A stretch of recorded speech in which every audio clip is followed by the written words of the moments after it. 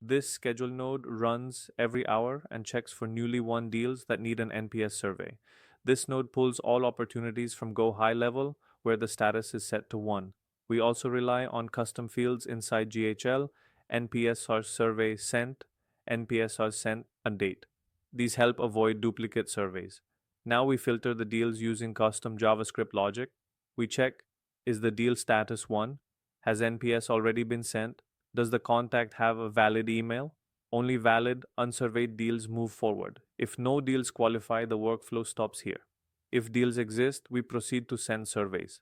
This node sends a beautifully designed HTML NPS email to the client. The email contains the client's name, deal value, personalized content, rating buttons from 0 to 10, and mail to links that autofill the deal ID, email, score, and feedback. When the client clicks a score, their email app opens with all details already filled.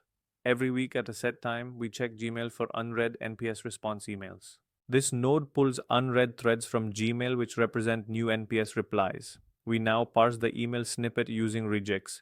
From each email, we extract the NPS score, client name, email, deal ID, written feedback, subject line, and timestamp. We also classify the score automatically.